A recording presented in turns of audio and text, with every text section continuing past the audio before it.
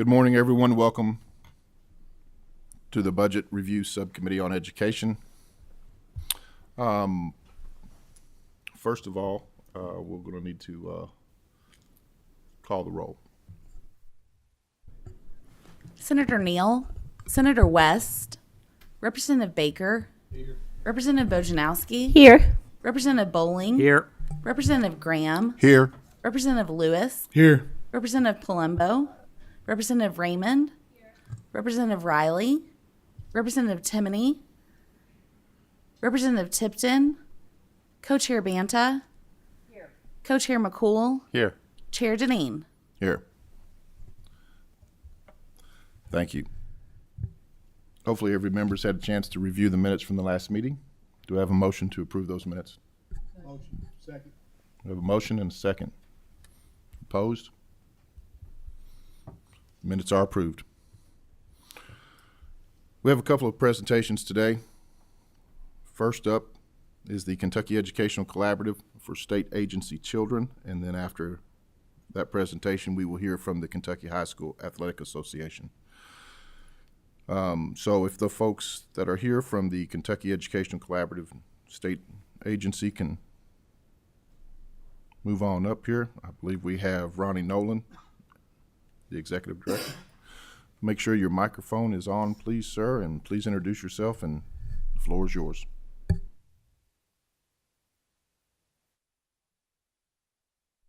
There we go. Thank you so much. It is an absolute honor and privilege to be here with you today. My name is Ronnie Nolan. I serve as the Executive Director of the Kentucky Educational Collaborative for State Agency Children. We are a legislatively created agency with responsibility for ensuring that children and youth who are in the custody or care of the Commonwealth receive an equitable education while being served in placements that are operated or contracted by the state in Kentucky.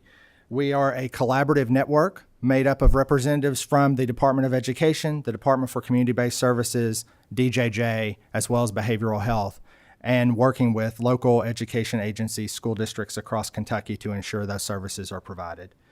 We are really excited to be here. And before I start talking a little bit about our needs and about our students, I just want to take an opportunity to thank this General Assembly, in particular this legislative body, for investing so heavily in the education of state agency children. Over the last budget cycle, we worked with Senator McDaniel and Representative Petrie, as well as Representative Brandon Reed, to discuss the needs of our students and what that looks like.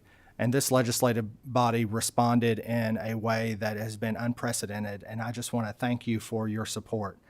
Over the last year, I've been on a tour of Kentucky working in our programs.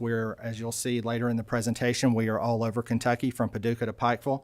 And we have been in those programs over the last year and a half talking about the commitment that this legislative body has made to our students, and our school districts offer their continued thanks to all of you for that investment.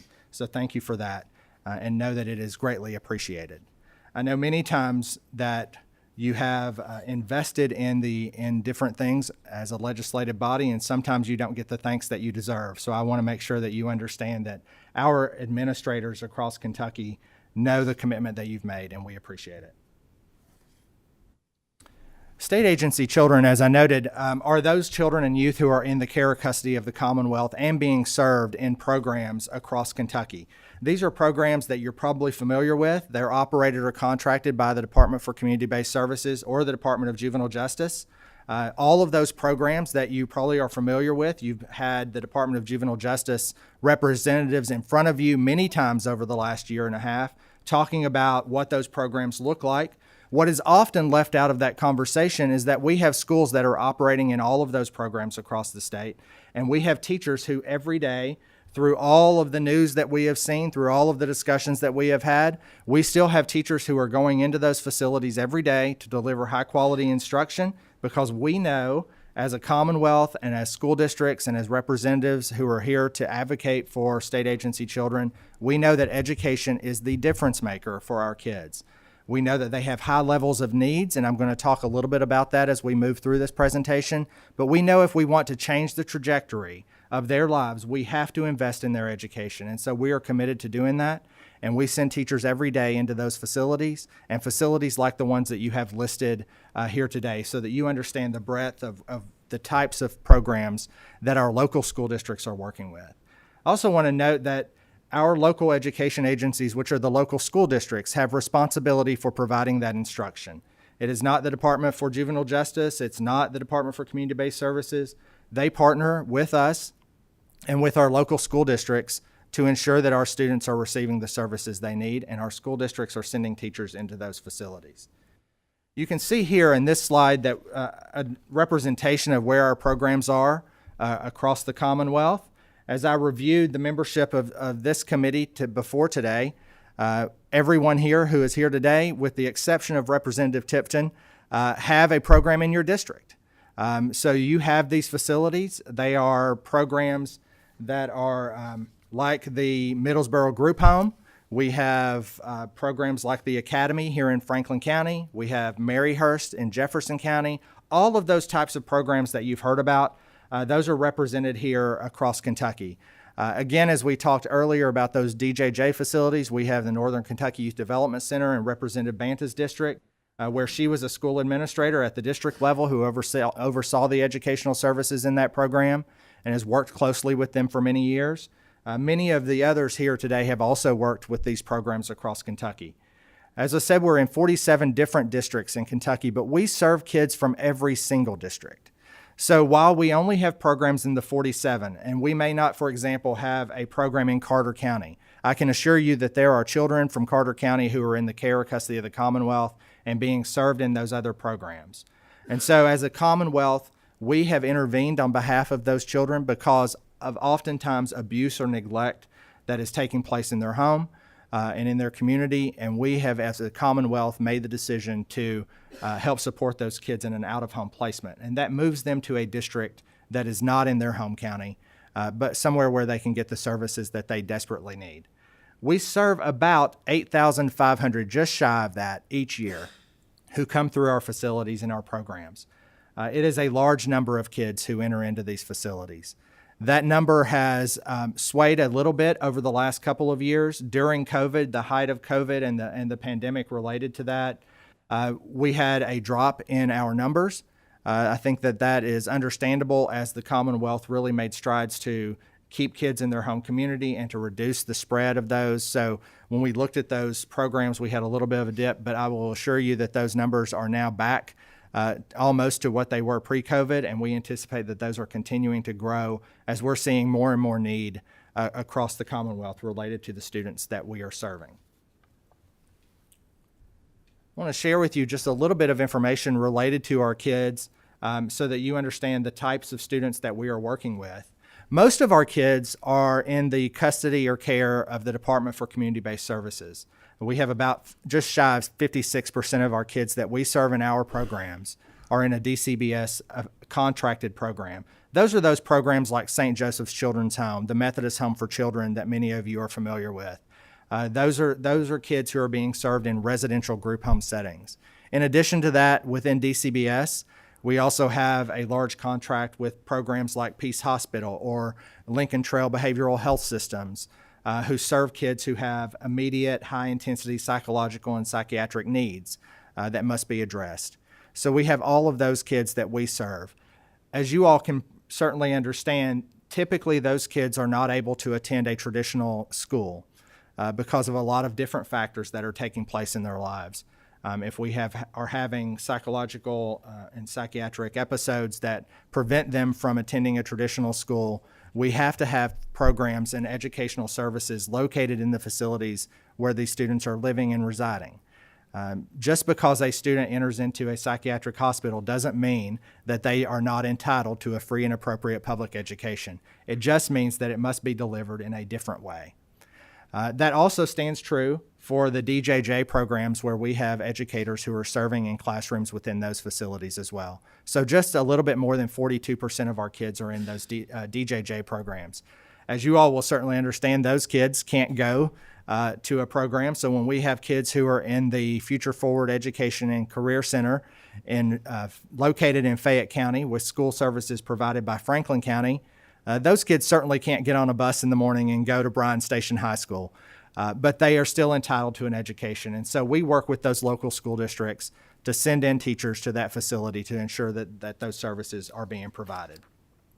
We also have a very small number of kids who are served within the Department for Behavioral Health, Developmental, and Intellectual Disabilities. We have 2 of those programs that are day treatment programs that provide intensive mental health services to our students who need that.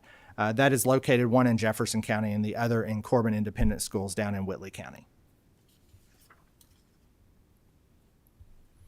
Our students understandably have a high level of need. Probably not surprising to anyone here. And so we wanted to provide just a comparison to the Kentucky student population so that we have a clear picture of the types of students that we are serving. Before I get into this, I'll just say that we know that there are, for example, just in DCBS alone, I think there's nearly 9,000 students who are in foster care in Kentucky. Not all of them are served in our programs. These are kids who have pretty intensive needs who cannot find placement within a traditional foster home setting or in kinship care or in some sort of ongoing program with their family. So these are kids who are in out-of-home placements. Typically, what we have seen and what our data shows us is that our age of our students skew much older. So most of our kids are between ages 14 to 18. That's where the bulk of our kids are. Those kids, as you all know, are much more difficult to place in a traditional foster home environment because of a multitude of reasons that I don't think I need to get into, but certainly you understand. So we have a lot of complexities within our student population. And so compared to the general population in Kentucky, you can see that on the left side of your screen are special education students who have an IEP and an individual education plan in Kentucky. 83% of kids in Kentucky do not have an identified educational disability. About 17% of those kids do. And so we break that 17% down into a smaller category there so you can see how the federal IDEA legislation breaks those disabilities out into a low, moderate, and high incidence categories. And so those are the things that the way they're broken down. A high incidence category are those that are seen most frequently in a general student population. Those are things like a communication disorder. So you have kids who may need speech therapy. That's a very low level need on the spectrum of interventions provided through special education. Those low incident categories, which are those that are less frequently seen in our general population, includes things like emotional and behavior disorders, which is a pretty intense level of need that those kids have and level of intervention that must be provided. So we compare that general population on your left side to the state agency population on your right, so you can see the breakdown of that. We have about 43% of the kids who come into state care in these facilities have an identified educational disability. You can see clearly that is wildly disproportionate to the general population, that more students with higher levels of needs are more likely to be placed into a residential out-of-home placement, either with DJJ or DCBS. And then we break that down further. So it's not only disproportionately represented students with a disability, but also the types of disabilities that our students have. Compared to the traditional school where you have 20% who have a low incidence disability, and that includes those emotional behavior disorders that we talked about, when you look at our population, nearly half of our students have what fall into that category of the highest level of need. Those students who are predominantly identified with emotional and behavior disorders. That requires a lot of intervention, not just on behalf of the treatment staff who provide the treatment services in those facilities, but also the educators and the special educators who are working with our population. So I wanted to just share that briefly with you so that you understand some of the context for the next couple of slides that we're going to talk about, and that is the academic preparedness of our students. So every year we are required in legislation to have a pre-assessment of all of our students, an academic assessment when our students come in. We call that our pre-test. So we have a pre-test of every kid that comes in. We're legislatively required to do that in the first 30 days. All of our programs do that within the first 10 days. There's no reason for us to wait 30 days to find out where a kid needs to be served. We have to do that immediately. As soon as a kid is able to move from that traumatic transfer and that transition into a program where they are stable enough, where their needs are being met, that we can do an accurate assessment of that student's ability. We do that almost immediately. So certainly within the first 10 days of a student being placed. What we know is that 82% of the kids who come into our programs test below grade level in math the very first time they enter into one of our systems. That is alarming for all of us. It should be alarming to all of you, and it's certainly alarming to us. We also know that 79% of those students on those pre-assessments, on that pre-test, score below grade level in reading. And most of our kids, when we do that test, are at least 2 grade levels behind their peers. So we have oftentimes, as I said before, we have 14 to 17-year-olds make up the bulk of our student population. If you look at our grade levels, we are 8th, 9th grade bulk. So you have 17-year-olds who are clearly 2 grade levels behind, who are being in that 9th to 10th grade level when they should be in that 11th to 12th grade. And so we have a lot of catching up that we have to do within these programs to meet the needs of these kids. So again, we are graduating and putting kids, transitioning them back to their home school or transitioning them to the community who have the skills and resources that they need to be contributing citizens, so that we all live in a society that we have everybody participating, and we're not perpetuating a system where we have people who are dependent on our system, right? So that's not what any of us want. And to do that, we have to have interventions for these students in particular, especially when we have 8,500 per year who are moving through our system. So what are we doing to address some of those gaps, and how do we respond to that? In legislation, in KRS 158135, this legislative body years ago in 1992 did something that every time I talk to a group about KECSAC, I tell them how genius it was at the time. It was this legislative body came together and said we should have everybody who is responsible for the well-being and safety of these kids to work together. We shouldn't have individual silos where DJJ operates over here and the Department of Ed is over here and DCBS is over here. Instead, we should legislatively require them all to work together to make sure that the holistic needs of the kids in these programs are being met. And that includes a cooperation between the treatment, where kids are receiving those intensive services related to healthcare and mental health, but also where they're getting quality education. And those things have to be bonded together. So I talk about the genius of that. And in that legislation, we took some pretty serious steps related to addressing education gaps for this population. The first is that we require all of these kids to have a 230-day school calendar, 210 of those days being direct instructional days. That compares to 177 in a traditional classroom. So when you look at some of your high schools, Hardin County High School, some of the others around there, and you think about what are kids doing in those programs, they're going to school the equivalent of 177 days. Those are 6-hour instructional days, the equivalent of 177. We know some of them complete that in fewer days, and that's okay. But we know that the equivalent is there. So for us, our kids have such significant gaps that they need some additional intensive instructional time. And so we have 210 days of direct instruction out of that 230-day calendar. In addition to that, we know that our kids' level of need is much more intense than it is in a traditional population. We saw that based solely on, if we look just at the special education numbers of when we look at our population compared to a traditional school environment, we know that our kids have more needs. And so we, through this legislation, require no more than 10 students in a classroom per teacher. So we have very small classroom sizes. We can move up to 15 kids in a classroom if there's a teacher and an aide in the same classroom, not in the same building, in the same classroom, who are providing services. And again, those are outlined within that legislation that was passed by this body. That's important for us to help close some of those gaps. And it's also important for us because one of the things that we pride ourselves on, and that our teachers in our programs, who are all local school district employees, they have to develop individualized instruction plans for every student. One size fits all does not work for this population. It has not worked in their traditional learning environment. We know that because of our pre-assessment that show the gaps our students have when they come into our system. We know that hasn't worked. So we respond by providing an individualized plan of instruction for each student.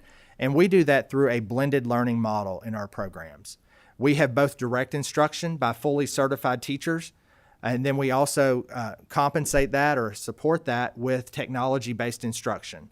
That is often an absolute essential part of our instructional model because we have sometimes teachers who are not content specific certified. And so we may have students who need Algebra 2. And we have in our classroom with this kid, we have an English language arts certified teacher who needs that additional support. And so we provide that technology support to do that. Also, it's important to note that while 43% of our students have an identified educational disability, more than 60% of our teachers are certified in special education. We know that the interventions that special educators use with students work for all of our student population, even if they have not been identified as special education. We know that those interventions work. And so we have really worked with our school districts to encourage them to hire special education teachers to provide those interventions at the school classroom level. That's important for us. The other thing that we do is throughout the year, all of our programs are monitored annually, not just by our office, but by multiple agencies. And so if many of you have worked in traditional classrooms across the country or across the state, and you know that sometimes it may be years before you get a visit from the Department of Education, and typically only if there are issues. For us, our programs are monitored every single year by a team of professionals who each have more than 30 years of experience working in education. They're also monitored by the Department of Education each year. They have a special education monitoring by the Office of Special Education and Early Learning Programs at KDE. They're part of the consolidated monitoring at KDE. They also have DJJ monitoring as well as Medicaid monitoring and Title I monitoring. All of those happen for our programs. And I'm not sure if you all are familiar with the Bellwether Group, but it is a think tank that works on education issues across the country. They recently examined Kentucky, and their response back to us was, you're actually over-monitored for these programs, which I agree with 100%. I say that and share that with you to know that these programs are watched carefully, that they are visited frequently, not just by our office, but by other representatives throughout the state. Our school districts offer a full curriculum to our students. They also offer credit recovery, as you can imagine, is a huge need for our students. When we have kids who are so far behind academically, we have to be able to offer them some additional pathways to graduation. That additional pathway also includes high school equivalency. Several years ago, when the graduation age was raised to 18 for our kids, the dropout rate, prior to that, we had a really robust high school equivalency program. That move eliminated it.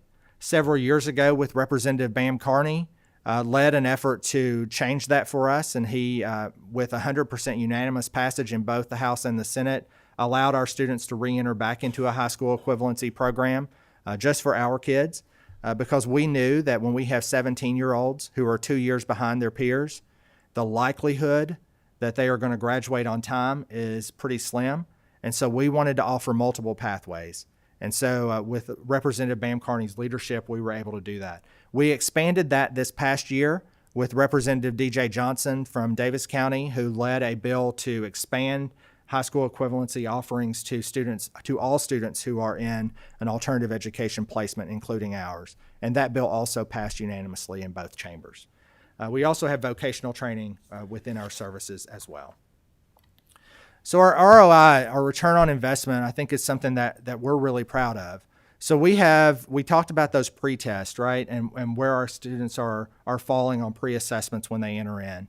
What I think is equally important and probably more critical is where students fall when they leave our programs. What happens to our kids when they're with us? Does that small classroom size matter? Does that individualized instruction matter?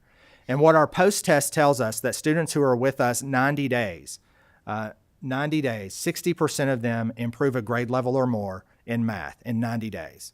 I want to put that in context for you guys. 90 days, if they're improving one grade level, we expect a kid to improve a grade level over 177 days, right? That's where our model is built. It's on a traditional school year.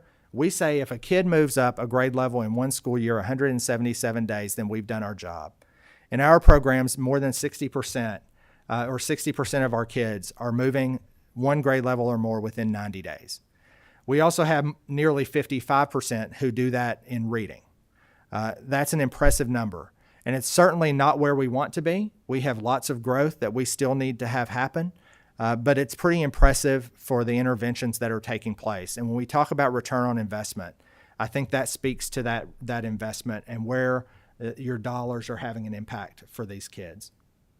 I also just want to note that based on the latest Kentucky School Report Card, foster youth in Kentucky graduate at a rate from high school that is 40% higher than the national average.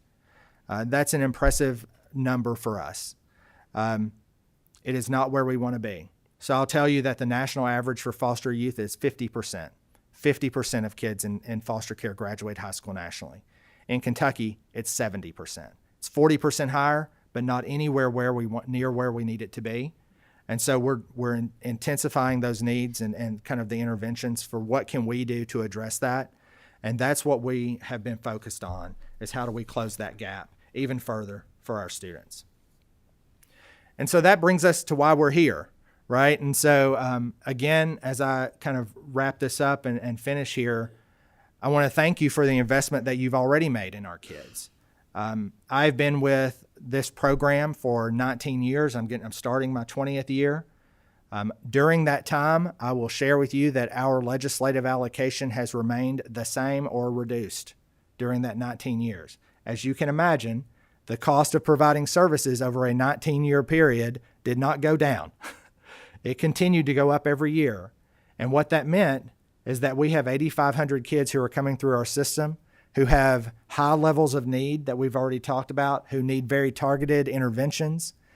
And it has resulted in our local school districts across Kentucky, not all of them, by the way, not every school district that has a state agency kid, but only those school districts, those 43 that have our programs, have been taking on a substantial amount of responsibility for supporting the educational services of children and youth who are in the care and custody and responsibility of the Commonwealth. And what we have asked over the last several years, and thanks to Representative Petrie and Representative Reed and Senator McDaniel and many others who have advocated on behalf of these kids, the General Assembly has really moved us in the right direction of making sure that our districts are not taking on unnecessary responsibility for educating kids that primarily live outside of their school district boundaries, but are now being served in their district, and that they must provide educational services for them. So we're here today to thank you for that support, but also to ask you to continue to support our students and to invest in fully funding their education so that we can continue to make the kinds of gains that we have made for our students over the last several years and that we hope to continue. So our budget request, as we outlined to Senator McDaniel and Representative Petrie and has been shared with each of you, is that our funding request is $18 million to support the educational services for these students in our districts. Thank you for allowing me to be here, and thank you for your support, and I'd be happy to answer any questions you may have. Thank you for that presentation. I believe we do have, I don't know, one question, maybe two. Representative Tipton. Thank you, Mr. Chairman. Ronnie, thank you for being here. You are correct. Currently, I don't have any of these programs in my district, but I used to represent part of Bullitt County. Oh, so you and have I the Bullitt have Alternative visited Center. the facility in Mount Washington, Sunrise Children's Home Facility. Got to meet staff, talk to some students, so I understand the type of program you're talking about. When you mention 8,500 students, is that total including foster children who are out in foster homes, or is this just the ones who are in these state agency facilities? Sure. Thank you for that. These are only students who enter into these particular programs. Okay. These are not all foster kids throughout Kentucky. And so as I started at the beginning with the definition of state agency children, it is those children or youth who are committed to or in the care of the Commonwealth and who are placed in one of the programs that are operated or contracted by the Cabinet or the Department for Juvenile Justice. We have many other foster kids who are served in traditional classrooms across Kentucky. That is the goal, by the way, for all of our students. We would love all of our students to be able to be successful in a traditional learning environment. It's just not possible for some of our students because of their particular needs. But it does not include all of them. Good point. Mr. Chairman, if I could follow up with an additional question. Yes, sir. Of course, you did mention, I believe, This includes children who are in the Department of Juvenile Justice facilities. That's correct. And I know we've had a lot of issues there, especially safety, security. We also have 2 challenge academies in the state. Are they part of this, or are they typically totally outside of what you do? Sure. Those challenge academies are outside of state agency children. When you look at the definition in KRS 158135, I didn't give the full definition here. It's very lengthy. The summary is that it's those who are committed to or in the custody of and served here. But the longer definition goes into much more detail about the types of programs that they're served in. And those students typically are not in the care or custody of the Commonwealth. They're not committed to the cabinet. Typically, they can be, but typically, most of them are referred there by their local school district because those are the types of services that they would be successful in. But it's out of our purview. Mr. Chairman, could I have 2 more questions, please? Yes, sir. Thank you. Quickly. I appreciate that. One question I have, and we talk about this with foster children, but I think it's also applicable here. What happens to these children when they age out of the system? Do you all have research or data? Are there supports that are needed to help these children when they age out of the system and out of these programs? Well, that's a very interesting question. So thank you for that. But I'll share with you what I know.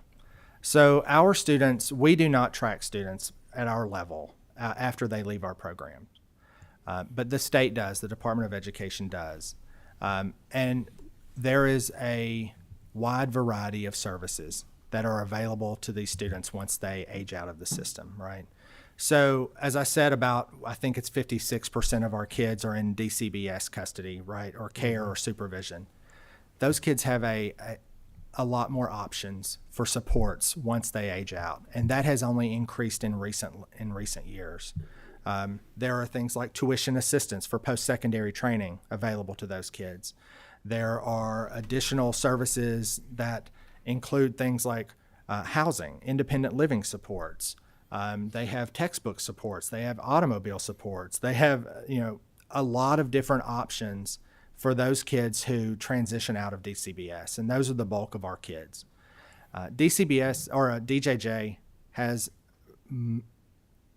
much fewer options. They don't have those kinds of programs that serve those kids. And it's a different kind of population. They have different needs.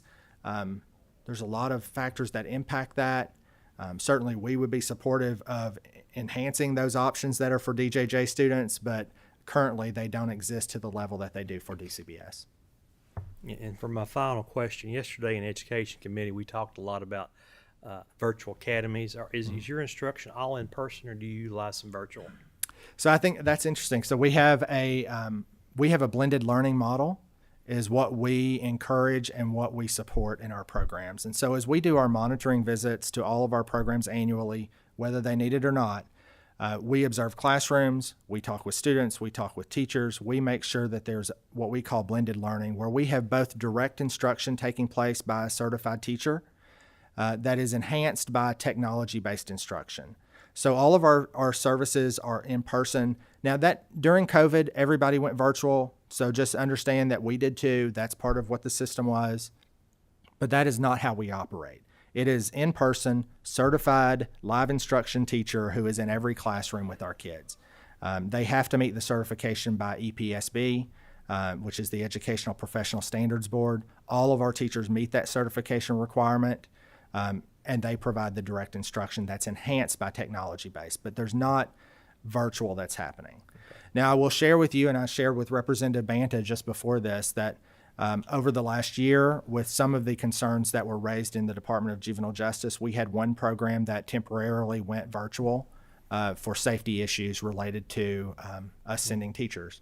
And I'll share with you that I always, when I'm in front of a group, I try my best to give thanks and accolades to the teachers who are in those juvenile justice facilities who continue every day, even through everything you saw on the news, to go into those buildings, into those classrooms, and provide instruction. Those folks are not trained to do that, but they are committed to making sure that our students have an equitable educational experience, and they continue to do that. Primarily, that was in the traditional classroom environment. But in some situations, as you all have heard about, Students in those facilities were sometimes placed back into their pods, their residential pods, which is their housing units. Our teachers went to those residential housing units. They went right to those rooms. They sat in there. They delivered instruction. They took technology-based instruction. They took whatever they could to ensure that those students were still getting services. Okay. Well, Ronnie, thank you for being here. Thank you for the work you do. Thank you very much. Senator West. Thank you, Mr. Chairman. And I apologize, I came in a little late. You may have already had a slide on this, I'm not sure, but could you give us an idea of the physical footprint? I know you've talked about that. We have Sunrise, we have the DJJ facilities. What does, there you go, okay. So could you give us a better idea of what the facilities look like? Sure. Like, we have DJJ facilities, we have Sunrise. Other than that, what do we have? Sure. So we have, there's a large list of different types of programs that are operated in the Commonwealth. The most common that you're probably familiar with are residential group home settings. Those are places like Sunrise, Maryhurst, the Methodist Home for Children. Those are all residential treatment facilities where kids live and reside on campus in housing units that's provided by the treatment partner. And so those are agencies that have a contract with the Department for Community-Based Services, right, to operate and provide services, and they're reimbursed by the cabinet for those services. Within their campus, we have schools located. They're actually programs. They're different than schools, but that's where the education happens. Those services and those spaces are typically provided by that private child care agency in the residential group home. So those classrooms are there. They're supplied by the local school district. So the technology that's in there is the school district provided, the teacher is school district provided, the textbooks, all of that school district provided, but just in a facility that is not owned by the district. That is very similar to DJJ programs where you have youth development centers or detention centers. All of those facilities have a classroom wing within that facility that looks very much like you would see in a regular traditional school. If you walk in, there's student work on the walls, there's chalkboards, there's whiteboards, there's textbooks, there's libraries. It looks like a school. And we operate it like it's a school. And that's, again, all of that provided by the local school district and the school district sending teachers to that facility. We then have other types of programs within DJJ that are day treatment programs. Those are in district-owned facilities, so it would be a district-owned building, but it's kids who are in the care or custody of DJJ, for example, who can live at home independently, where we want them to be in their least restrictive environment where they can be successful, but they still need additional supports. They still need a smaller classroom. They still need ongoing treatment, and so they receive services in those types of programs. We have hospitals, alcohol drug treatment programs, psychiatric hospitals. All of those have students who are residing in them that need educational services to continue but can't attend a traditional school building. So, thank you. So just a quick follow-up, Mr. Chairman. So just refresh my memory. So they're district schools. They're receiving the normal SEEK allocation, I'm assuming. Yes. And then they also, I'm assuming, get the local tax dollars or whatever because that's a student in that county per se. Is that correct? Yes. I think the difference for our districts and what kind of their concern is that they're serving kids who typically reside outside of their district who are not residents. And so their families are not residents. They're not paying into the local tax revenue. And they have higher needs. And so they have higher needs. And so they are supplementing to a high degree the cost of providing the services. And that's why we're here advocating on their behalf. So your $18 million allocation, that's above and beyond Yes. the SEEK Yes, it is. allotment. Okay. Yes. Thank you. Representative Bojankowski. Thank you. So I'm a special ed teacher in Jefferson County, and I spent 2 summers teaching summer school in a state agency building, one at the Brook and one at Our Lady of Peace. And so I have great insight into the dynamics and the students. Senator West basically asked my question, and I'd just like to extend on that. So say in Jefferson County, we have Home of the Innocents. These are children who are profoundly disabled. They have significant needs. do we have the right add-ons in our SEEK formulation to cover the costs of educating those children? So I will say no, or otherwise I wouldn't be here asking for the additional support. Those students generate for that district, as you said, Home of the Innocents serve functionally and mentally disabled students who have significant needs. That's a hospital-based program where those kids primarily are going to live there the rest of, for a long time. They're going to be there a long time. The supports that we currently provide through SEEK and through the IDEA funds, as well as the current KECSAC funding that we provide, is not enough to meet the needs. And that district in particular is supplementing at a much higher level than other districts for those. Jefferson County has 12 programs, as you probably know, the most of any of our counties and districts across Kentucky. But those kids also have some of the highest level of need of any of the students in our population. We have other similar programs to that. We have Valley School in Davis County that also serves a large population of students who have functional disabilities and mental disabilities who are going to be primarily placed there for a long period of time. Lincoln Trail Behavioral Health Systems in Bowling Green as well. So we have several of those programs across the state that are like that. Seeing no other questions? Dr. Nolan, thank you very much. you. We appreciate your presentation, and it's very important that we do all we can to help those students that are in state care in those facilities. So thank you for what you do, and thank you for the compliments to our General Assembly for allocating funds in those directions in the past, and we hopefully can do that again. So thank you very much, sir. Appreciate your time. I have some additional handouts if anybody wants any more data. We have an annual census that has all of our specific data if you want to drill down into that. And if you have questions about where programs are, we have a full directory that lists every program in the state, how many kids they have, districts, all of that. But thank you all very much. I appreciate the time. Thank you, sir. Next up, we have the Kentucky High School Athletic Association Commissioner and General Counsel.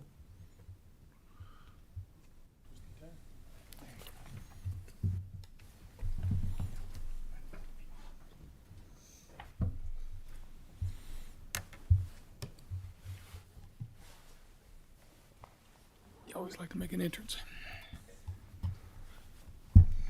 Morning. Good morning, Thanks, sir. Senator Dean. As you said, Mr. Collins, Chad Collins, our General Counsel.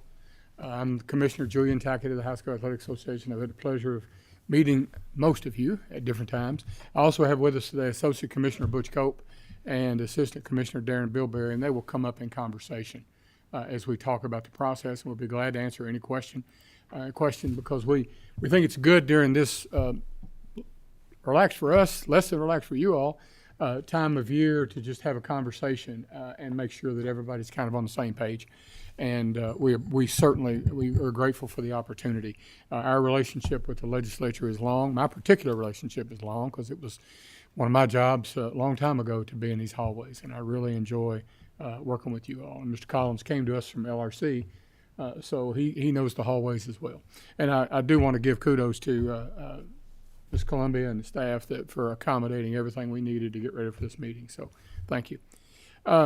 Just to, I guess, to lay groundwork on one thing, I want to tell you a little bit about the KHSAA because I think sometimes there's a lot of things slung out there that we just always like to be sure we've at least tried to be educational through this. Our entire full-time staff is 13 people, and that includes an 80-year-old custodian. It is not this big, voluminous power structure organization. We were formed as a nonprofit back in the 1917 time. And then in 78, the legislature took action to make us the official designated agency to manage for the Department of Ed the piece of athletics. I think we have joked and seriously said that I think in 2020, a lot of people found out that they wanted somebody else to manage athletics other than any other agency. They wanted us to do it because of the targets that were thrown everybody's way during the pandemic when we looked like we weren't going to get to play. So we tell everybody when we hire them, be ready. You're not running a popularity contest. Do the best dang job and be able to look in the mirror. And if you can look in the mirror, we're pretty good. but we're not an enforcement agency. The general public, especially Twitterverse, doesn't understand that. They think that there's a whole bunch of people that are deputized and private investigators and looking all around, and it's really not. We are definitely dependent upon our membership to comply. We don't even, our council would always correct me, we don't even have subpoena power statewide as a designated agency. So we have to kind of remember we've got to treat Fulton just like we would Lexington, even though Lexington's within 100 miles of our office.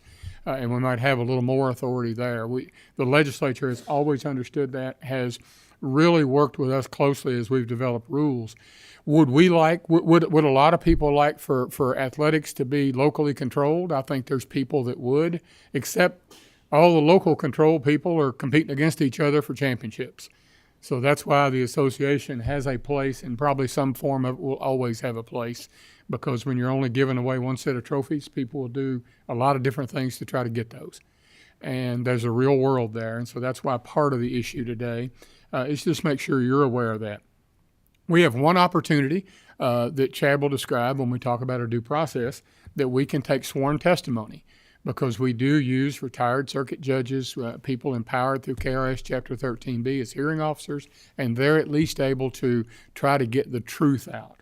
Our staff doing the preliminary investigation, Mr. Bilberry has the thankless job of doing those preliminary investigations now, a job that I've had thanklessly for several years, and I can tell you that we have a lot better shot at getting the truth when it comes to a hearing than we do sometimes early on. And we'll share with you why those frustrations come out and why you might hear of some different things. We certainly are, we're an association of member schools and happy to be that. We have 290 members.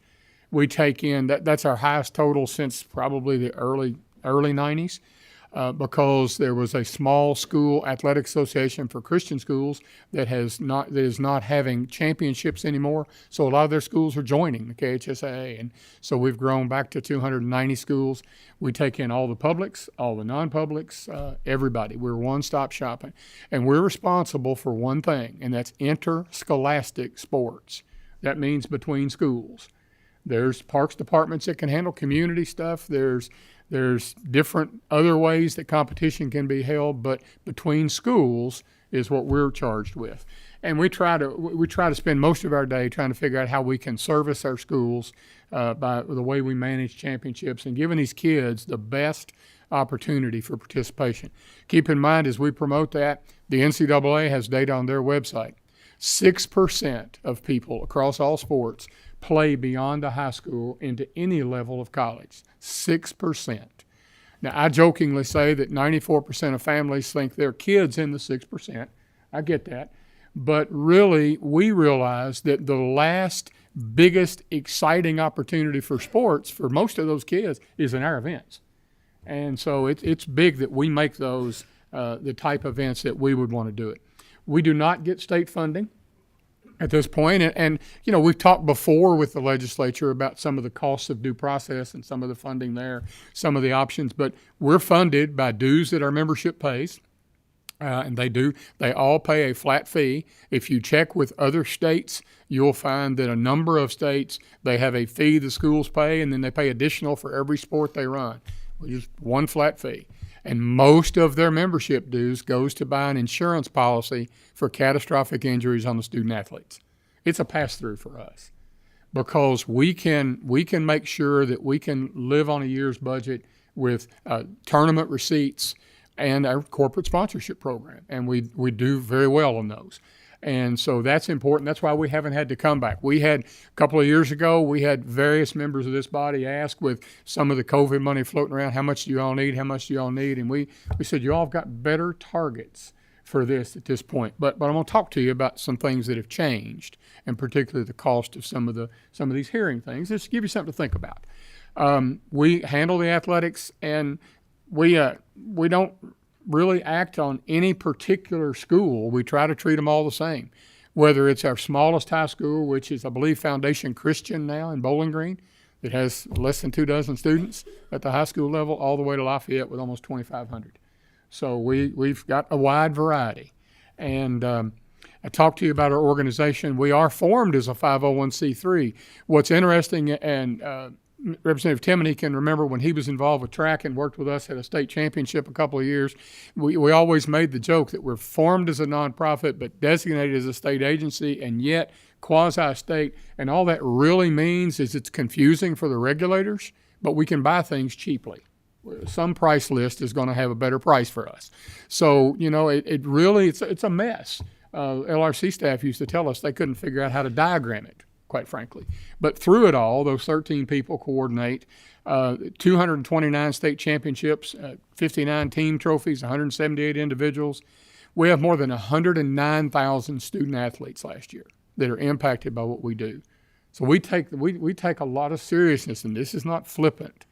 We're trying desperately to keep our 12,000 coaches headed in the right direction with the guardrails that are in place. The number we have on here, which is a number we've had from a number of years, about 4,000 officials, I regret to tell you, is not at that level. We are suffering the same thing that other states are suffering. You all in your communities are already seeing games have to get moved or not played because we don't have enough officials. We finally have treated these independent contractors at a level of conduct that they're just not going to do it anymore. So we're working on other programs to bolster those numbers. And we spend a lot of our time consulting with other states, finding out what's working, finding out what we're doing can be done better. And that really plays into the discussion we want to have today. Through statute and then through regulation, we're designated as that agency, as we said, through the State Board of Education. Annually, they have to do this. We feel like that, and LRC has always told us we meet the definitions of a regulatory agency, not an enforcement agency. And that's important when you tell people, when you put the burden on the schools. Our schools do a fantastic job of self-policing. They really do. A lot of our work is responding to people who have reported things they found. We got a problem. We got a coach that doesn't work here. He did something he shouldn't do. They report that. That's how we also gather data for the things we want to talk about. What I want to focus on today and have Mr. Collins and any of our staff that needs to is the 3 rules that you'll probably hear about the most about student mobility, okay? And the first is Bylaw 6, and if you have been in the legislature very long and not had a constituent ask you about a transfer case, it's highly unusual because that's generally what you will hear. Is about transfer cases. So the way the transfer rule reads is I am restricted from playing for another school at the varsity level if I have been in the 9th grade and played varsity and then try to go to another school. So you really are down to the bottom of that 109,000 funnel. We're going to show you that of all these kids that are impacted. You're talking about, to make it clear to everybody, there's no restriction on an entering 9th grader. And believe me, we were here at a point in time when our superintendents kind of pushed for a 9th grade eligibility based on what type of school you went to in the 8th grade, and the legislature said that they didn't think that's very good public policy. So we didn't implement that, and we were thankful for that. But so this rule we're going to talk about doesn't even impact the vast majority of students who have not yet played on the varsity level. Some of the changes to this level I'll cover that actually make it impact even less. But you have to understand the construction of the rule, which is made by the membership and then approved by the board and on through all the regulatory process. So they are constantly looking for ways to adjust to what's new, as is our staff. Looking at, we'll go to different structures, different states, and we'll hear things, this is working, or oh my gosh, don't try this because this did not work. Our schools now want us to change it back. We get a lot of feedback, and we share that with what we have as an 18-member board of directors. When I have a school person talk about some of the challenges with their 5 or 7-member boards, I kind of smile and say, well, I've got 18, so we both got our challenges. But they keep us informed on what's going on as well. So Section 1 simply says if I've been in the 9th and played varsity, I'm ineligible, period, for 1 year from the date I last played that sport. Formerly, the rule said it was from the day I enrolled. And that'll be an important discussion when we talk about Bylaw 8. So right now, I'm only ineligible at the varsity level in the sports I have played if I transfer after being in 9 and play in varsity. Think that's clear?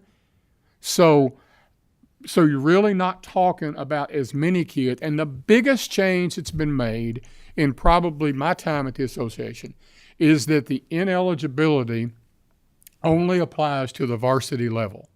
So if Representative Baker has a constituent who moves in, they don't move in, they don't meet an exception, just enrolls in that local school, but they've already played varsity, and through all of the process, they remain ineligible, they can still play non-varsity. They can still play in a JV game. They can represent the school. So it's really, and this was partly legislative consulting when we met with legislative groups. How can we make it less draconian was a lot of our conversation. And so that's where the rule has changed. Again, so now you're talking about a whole lot fewer kids than maybe used to, and we're talking about the penalty only impacts the varsity level. So Section 2 talks about what are the exceptions. The most common, I'll cover those in a second, but the most common one you'll hear about is a bona fide change of residence. When Senator Deneen has that fabulous complex open up in his district, in that area, and people and families start coming in, one of the obvious exceptions is the family moves in. Okay, just document that and we move along. A lot of the people that are transferring, we don't even hear from. We only hear from the ones that the schools request an exception. I think those numbers might surprise you. So we've got a variety of exceptions that I'll mention. Then Section 3 is very seldom used, but whether we like it or not, whether anybody in the room likes it or not, there are people who will use one of these exceptions for athletic advantage. And that's what Section 3 allows you to keep a check on. You know, we get someone who has a disagreement with a coach, they're not playing enough, public with that disagreement, et cetera, et cetera. Well, that might mean that even if I've met one of the exceptions, I'm not eligible. That's the ones you'll probably hear about. Because if they're willing to go public with their disagreements with the former school, they're probably willing to go public with the fact that they were ruled ineligible. And then Section 4 is a catch-all at the end, and Section 5 talks about the penalty. And I mentioned the penalty earlier on. I think it's important to look at the discretionary reasons for a waiver, though. A, B, and C, I'm sorry, that says D, but it's supposed to be B. I apologize. A, the first, second, and third one are handled totally at the school level. We have all sorts of reassignments by local boards of education. Representative Bojanowski in the Louisville area, they just went through a massive reassignment of all of their students. As long as the students end up where that assignment plan calls them for, we'll never see that information. So all the stuff you hear about transfer rules, really, now we're getting really to the small part of the funnel, how many people are really impacted. Because we want that level of local control. If there's ever a consolidation, they need to decide about those kids. Or if the school's split, they need to decide those. Once they make those decisions, that's in their hands. Same thing if we have some kids that move into our member schools from non-members, and there's still 50, 60 schools that are in the Kentucky Non-Public School Commission that don't belong to the KHSA. If those people move in from there, schools handle it, no problem. And because of the military compact years ago, we put an exception in for a military assignment. We do have 2 military bases that we draw students from, Fort Campbell and Fort Knox. Tennessee and I have a regular discussion about who really should have Fort Campbell, but they want us to keep them. So Fort Campbell and Fort Knox, we have to make exceptions, and we want those kids. Now we get into the bona fide change of residence, divorce, the different types of custody change. Those are the other exceptions that were mentioned in 2. And I want to point out 2 of them in particular, and it's the last 2. Because as part of a program review committee several years ago, we worked, and they did a tremendous job doing some analytics and looking at different situations that were going on in schools, and they recommended an exception be added when a school cancels a program. That happens. Sometimes people just don't have enough students interested in a soccer team or a football team, or even in a state like Kentucky, in a basketball team. And if they totally drop that program, that's okay. They get to move. They get to move. And sometimes that's a pretty good deterrent of dropping the program. Sometimes you just got to admit we need to work harder, work in our hallways, and schools do that. So there's a balance here. That's a little bit of a guardrail. It's the first time I'll use that today. Second is an anti-bullying exception that we put in to match the legislation. They've got to document it. They've got to make the reports, et cetera. So that's the rule in itself. So you've got a rule that says if you've played after being in 9, you're ineligible unless you meet one of these 10 or 11 exceptions. Okay? So we've got a few issues, red flags wise, and I really, I'll put all of Chad's stuff at once. He may cover a little bit of these. We still allow a lot of collaboration between the sending and receiving school. That's what we call them. The student or the school where the kid was formerly enrolled to the school where they're now enrolled. We need them verifying information. It is not always consistently managed. There are schools who have a feeling they might look, if they don't want to be here, I don't want them. They're going to cause trouble. They might have a feeling that, look, if they don't want to be here, then, my God, they're not playing for anybody. Or there may be some other thing. It's handled differently all over the state. So that's a little bit of some of the concerns and some of the red flags we've seen. The last date of participation is critical. These are bits of information we share with our schools. We have to have that because it's not a year of ineligibility from enrollment. It's from the last time you played. So that requires our schools to keep some good records. And then we try to get, and I put it in bold at the end, even for our regional meetings with our schools, we really try to get the schools to do the information on the front end. There's some numbers I'll share with you that would be a lot less if our schools gave us more to begin with.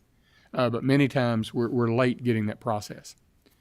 The second rule that impacts it, I will only cover cursorily, and we do have restrictions on foreign exchange students coming in unless they're in a program that's been approved through the Foreign Exchange National Group.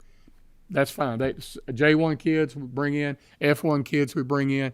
We have had a variety of staff members responsible for that rule. When they hear those cases, it's a fraction of our domestic transfers. But most of the time, what we're dealing with now is students that do not fit in the exchange category. They are refugees, et cetera, and those are very situation review intensive. That's what our staff does, is reviews all the details. Is anybody trying to game the system?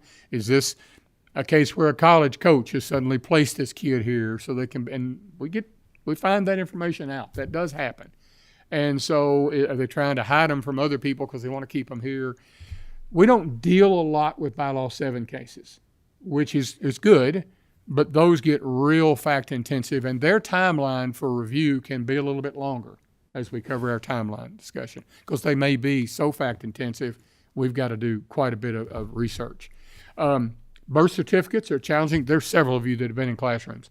You know good and well the challenge to get birth certificates on non-domestic students. They're not always the most consistent record you might seek. So getting those, and then we have a rule like most other states that students that are directly placed into a school by an agency are problematic. I can't have the ability for the principal in Senator Deneen's area, maybe the principal at Central Hardin says, we could really use a soccer goalie. Well, I got a kid on the exchange list. Let me match him up there, and that be documented. And these agencies have to certify to their accreditation people that they're not directly placing. So we got pretty good source of information, but we, again, guardrails. And then we try to keep our schools involved. The exchange, obviously the flow of exchange students dramatically reduced during the pandemic because everybody needed to stay in their own borders. So it's just now picking back up. Now, the other rule I want to make sure you all understand, go ahead, okay, make sure you understand is Bylaw 8, which is the rule that you all implemented as House Bill 563/Senate Bill 145. And that's the rule on non-resident students. That is statutory, so we don't take appeals on that. Bottom line is those non-resident students, if they meet an exception in the transfer rule, they do not have a period of ineligibility. That's what you passed last session. Cleaned that up. We still have a few students that, as non-resident students, may not be eligible, but if they meet the transfer exception, they no longer have to worry about the non-resident student piece. That was big. That was a significant ask and a significant request. So we reminded our schools of some checklists. You all have this, and I'll just make sure that you understand it. I do want to share with you some numbers really quickly, and then I want Chad to finish up our time. This is out of that 109,000, this is how many cases we've dealt with. I skipped the pandemic years because I don't think they're valid statistically. But 18-19, we had about 876, 785 the first full year after the pandemic, 741 last year. We're already at 550. Our people are very mobile this year. But down through all of that process in 22-23 might be the best way to look, whether it's being ruled eligible on the first ruling or being ruled eligible through the hearing process. Almost all of them end up eligible. It's a fraction of those that end up ineligible. Looks like, the number is going to be somewhere in the order of 29 out of all of these. But the process does take a while. Chad, if you can just step them through the differences in 13B. Senator Deneen, committee members, appreciate the opportunity to come forward. I know that we're kind of pressed for time, so I'm going to try to accelerate and be available to answer any questions. But one of the things that we have been tasked with is if we give appeals, we are required to follow KRS Chapter 13B. And I thought a discussion would be in order to understand what that means, because in reality, if we follow all the parameters of of KRS Chapter 13B, the appeal process would take over 6 months. What is 6 months in the life of a student in school? That's an eternity. And so we know that, and we have worked with everybody, whether it's here at the LRC or other places, to accelerate that timeline. And some of the things I'm going to talk about specifically we've done include the fact that we are required by state law under KRS Chapter 13B to give 20 days notice of any given hearing. However, we have a waiver, and we send that waiver out automatically. Don't even have to request it, so that if all parties agree we want to have this hearing as soon as possible, we can go on and do that. We do that a lot in the fall. It doesn't happen as much as the year goes on. Once we have a hearing, the hearing officer is supposed to issue a recommendation within 60 days under KRS Chapter 13B. Because we control that, and that's not a right that we're taking away from somebody, we require them to do that in 30 days, and quite frankly, they do it in about 10. So that's far, far faster. We can't get around the exceptions. Everybody has the right to file exceptions for 15 days. But again, we do have a waiver form that we create that if all parties want to waive that, we can go on and see it. Under KRS Chapter 13B, once the exception period rolls and the hearing has taken place, the agency usually has 90 days to make a decision. Obviously, that would not work in our framework. And again, because we're taking away our time, it's not infringing upon anybody's rights, and so we can kind of amend that. We've said 30 days is the time frame. And so, as you can see up there, 6 months is the normal time frame that you could expect under a full 13B hearing. We're doing ours in a usually around 80 days, but quite frankly, when it all comes down, it's more like 50 to 60 days, which is far, far better. And I think what we have seen is we manage these. In the fall this year, we've gotten hit really hard. We've got a lot of requests. I had some winter requests. We had some spring requests. Obviously, we focused in on the fall at the beginning because we knew that student athlete was waiting on a ruling. Now, don't get me wrong. We have fun around the office all the time. I was ineligible under this rule myself. I know Representative Graham left the room, but I was a student at Frankfort High, and actually my mom worked here, and that just worked for us. And then at some point, I was tired of sitting on her coattails, so I wanted to go where we lived out near the east side of town. And I was ineligible under this rule. And when I was ineligible, I wasn't allowed to practice. I wasn't allowed to play JV. I wasn't allowed to do anything. Our rules now far less restrictive, because I think we all understand. I mean, I'm looking at a room, virtually everybody here was in a classroom at some point and is connected closely to education if they weren't. And they understand the value of interscholastic athletics. We hold that to dear, and we know that is a way to keep kids engaged, make them feel a part of the community. I mean, that's the beauty of high school and high school athletics. So when taking away some of these, what the commissioner talked about as draconian restrictions, we've enabled the schools and given them a tool to keep those kids engaged, even though they might not be able to participate in varsity. So we feel like we've evolved with time. We've been responsive to not only the interest of the legislature, but of our member schools, because those are the people we have to make sure that we're taking care of. And I know that we've got time to answer any questions that you guys would like to pose.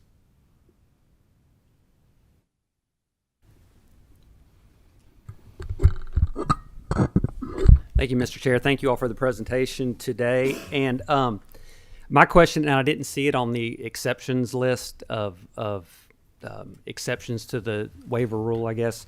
But what about children like in custody of the state or that are in a foster home, that type of situation, where they're moving around a lot, and obviously their home life is there's not a lot of steadiness there, and there might be a sport they play, whether it's basketball, football, golf, whatever it might be, that they can kind of, when they go to a new school, that they can join, because they may not have an advocate at home that will speak up for them, that's able to go through the process. So I don't know what that application process looks like, and then also, what is the conversation around that? How do you all handle that? Well, within the exception related to changing custody, et cetera, and the change in joint custody, within those two, there is a provision for court order.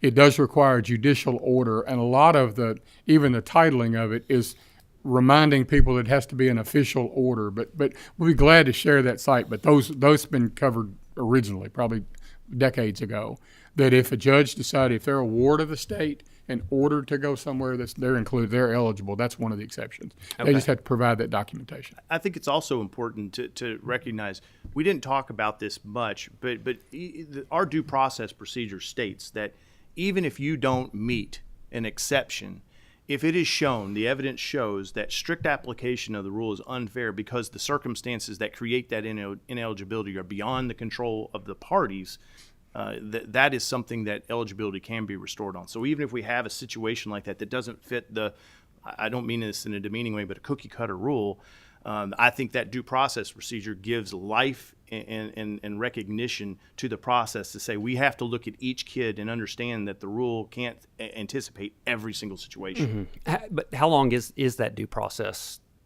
So, I mean, in that situation, there's an opportunity for the ruling officer that makes the initial decision to do that immediately. So it could be as little as a couple days. Okay. If it requires a hearing, that usually means there's something that's disconnected, that someone doesn't agree with, that there's some problem, and then we land at this more protracted hearing stage. Okay. But our ruling officer is very proactive at reaching out, because in that situation, I suspect that both schools would be going, yeah, this is a very unusual, very challenging situation, and we see it all the time. And our ruling officer is very proactive and would grant that under most circumstances if the facts are kind of as you posed. Okay, thank you for that explanation. And one last topic that I want to bring up, name, image, likeness. You've seen other states move, Missouri, I think most recently, about basically if a high school student signs with an in-state college or institution that they can start receiving name, image, likeness dollars while they're in high school. Mm-hmm. What is the conversation at KHSAA been around that? What is your policy regarding that? I know that, I just know this is starting to happen in other states, and I don't know when the time where Kentucky addresses it, whether it's legislatively or the KHS addresses it directly, but it's coming, and I would just love to hear all's thoughts on that. I'd be glad to give you an answer for that. We haven't made an announcement because we didn't have to change any of our rules. It's allowed now.